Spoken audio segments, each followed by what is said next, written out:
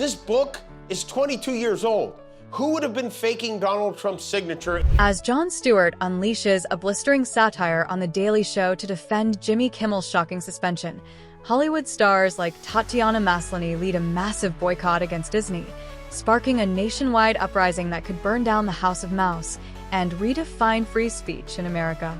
A Hollywood uprising against censorship. It's September 19th, 2025, and the entertainment world is on fire. Disney, the untouchable empire of magic and nostalgia, is under siege as subscribers flood Disney+, Hulu, and ESPN Plus cancellation pages, crashing servers in a tidal wave of outrage. The spark? ABC's bombshell decision to indefinitely suspend Jimmy Kimmel Live. After Kimmel's bold comments about the assassination of conservative activist Charlie Kirk.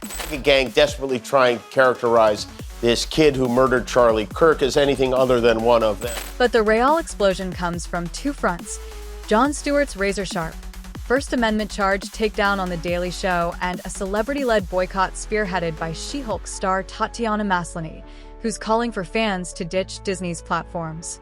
This isn't just a network squabble, it's a cultural war, a clash between free speech and political power that's shaking Hollywood to its core and galvanizing a nation. Picture the scene. On September 18th, Jon Stewart, the lion of late-night satire, breaks his usual Monday-only schedule to host a special Daily Show episode in New York City.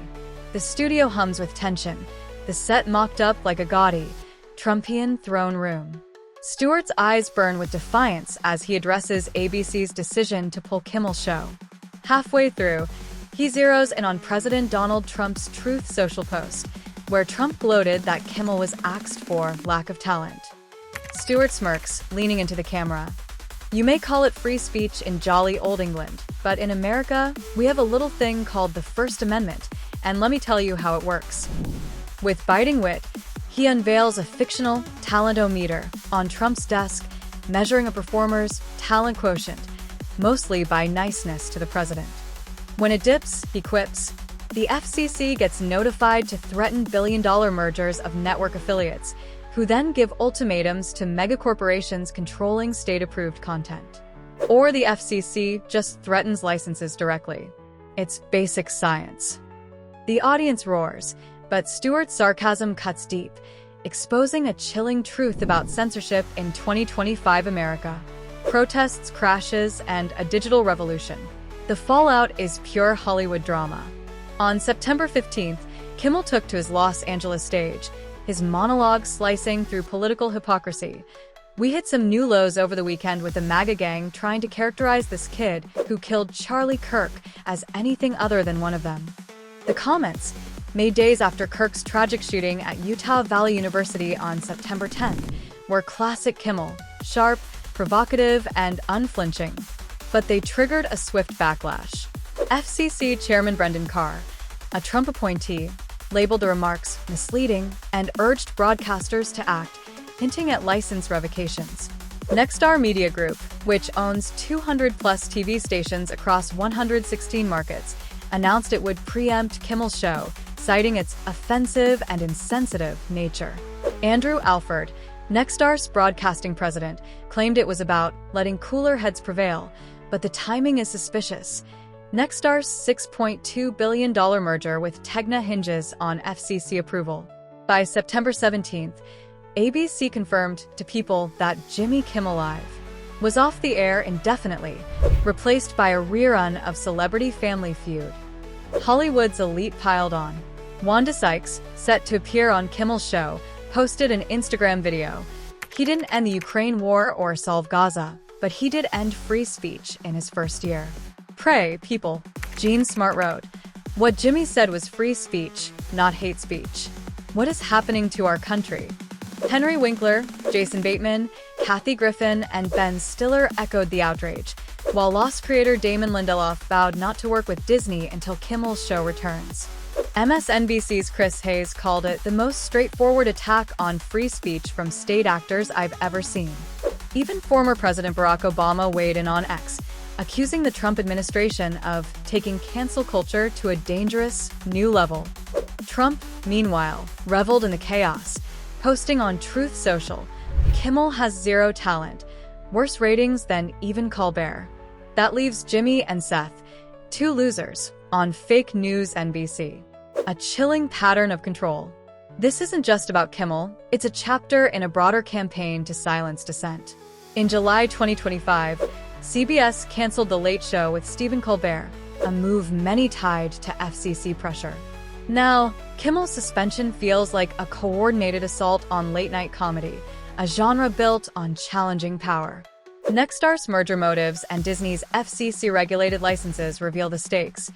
Corporate giants are bending to political pressure to protect their profits.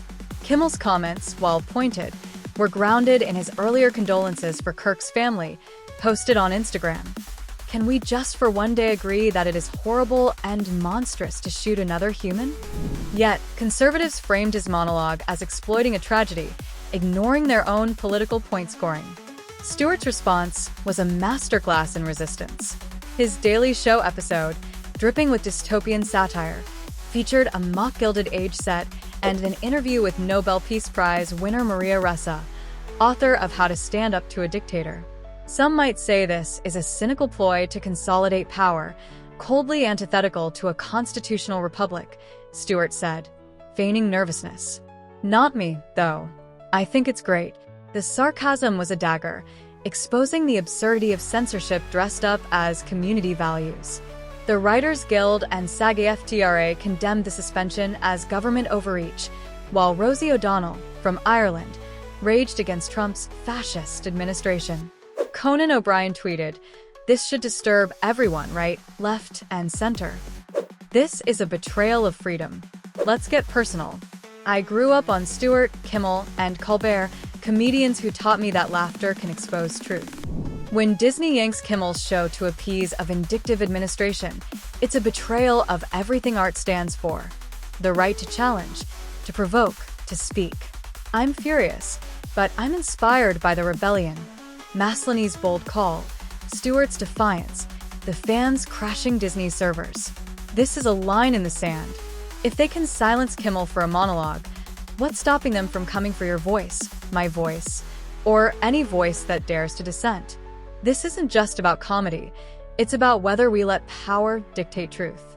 Have you canceled Disney Plus or joined the boycott like Maslany and Kinzinger?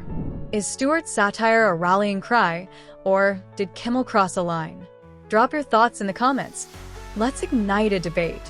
What's next? Will Disney reinstate Kimmel, or is late night doomed? Who's the next target in this censorship wave? Tell us what you're seeing. If Stewart's takedown and Hollywood's uprising have you fired up, smash that like button and subscribe for more explosive dives into the scandals rocking our world. Hit the bell for our next video, where we'll unpack another drama shaking Hollywood. Share this with your crew. Let's keep the First Amendment burning bright.